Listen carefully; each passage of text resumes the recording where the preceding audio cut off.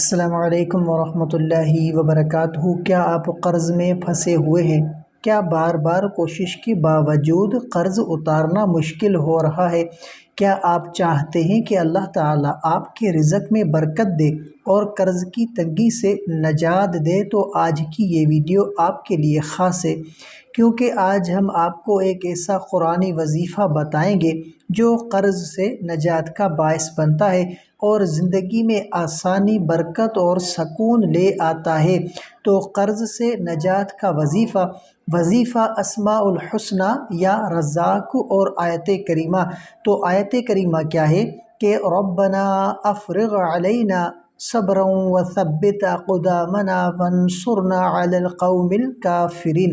تو یہ دعا صبر، استقامت اور اللہ سے مدد کی التجا ہے جو قرض کی تنگی میں بہت وہ کارگر ہے۔ تو طریقہ کار کیا ہے اس وظیفے کا؟ تو دیکھیں کہ روزانہ صبح یا شام میں پاک اور صاف ہو کر کہیں پرسکون جگہ بیٹھیں اور 11 بار درود ابراہیم پڑھیں، پھر آہستہ آہستہ دل سے 40 بار اسماء مبارکہ یا رزاق پڑھیں، اور اس کے بعد 11 بار آیت کریمہ پڑھیں۔ کون سی آیت کریمہ؟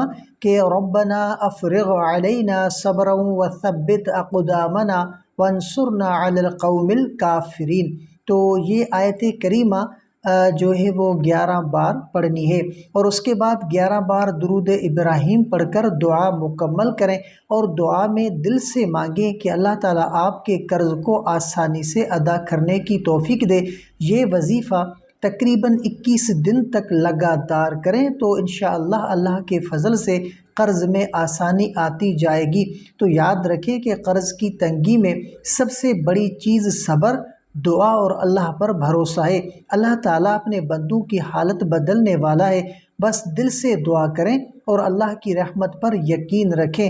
تو اگر یہ وظیفہ آپ کے لیے مفید ثابت ہو تو ویڈیو کو لائک کریں، شیئر کریں تاکہ اور لوگ بھی فائدہ اٹھا سکیں، اور ہمارے چینل علامہ عابد علی اشرفی کو سبسکرائب کریں تاکہ آپ کو مزید وظائف اور خوابوں کے تعبیرات کی ویڈیوز ملتی رہے۔